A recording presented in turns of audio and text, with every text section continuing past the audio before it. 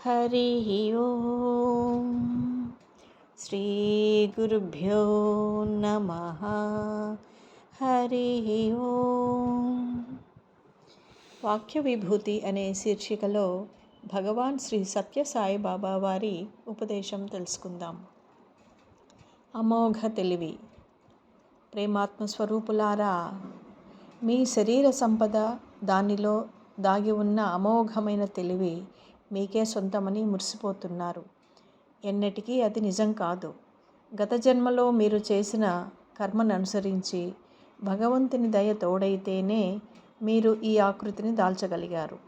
మీ యందు భగవంతుని ఆలోచన ఒకటైతే మీరేమో మరొక వైపు పయనిస్తున్నారు.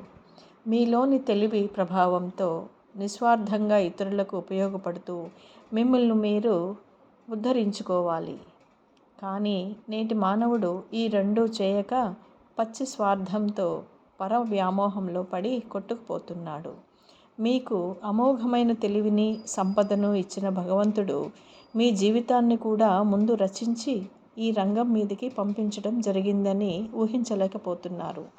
మీకున్న తెలివితో విపరీతంగా ఆలోచించి భగవత్ శక్తిని సవాలు చేస్తూ ప్రపంచాన్ని దున్నేసే పనిలో నిమగ్నమవుతున్నారు. ముందు మీరు చేయవలసిన కర్తవ్యం, మీ జీవిత క్షేత్రాన్ని దున్నండి. దానిలోని కలుపు మొక్కలను ఏరి పారవేయండి.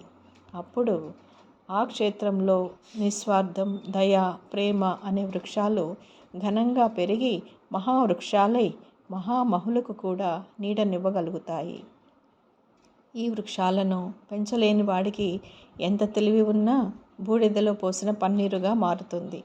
అందుకనే మీ జీవిత గమనాన్ని మంచి వైపు మళ్ళించామనే భ్రమలో మాత్రం బ్రతకండి. మీ అమోఘమైన తెలివి మీ సొత్తు కాదు. మీ జీవితాన్ని సరిదిద్దుకోవడం కోసం పనికి వచ్చే చక్కటి ఔషధం. దీన్ని జాగ్రత్తగా ఉపయోగిస్తూ మీ జీవిత గమ్యాన్ని చేరండి. అప్పుడు పదుగురికి ఉపయోగపడే పరంధాముడిగా మారుతారు. తదాస్తు, తదాస్తు, తదాస్తు. హరి ఓం. శ్రీ గురుభ్యో నమః. హరి ఓం. ఓం శ్రీ సాయిరామ్.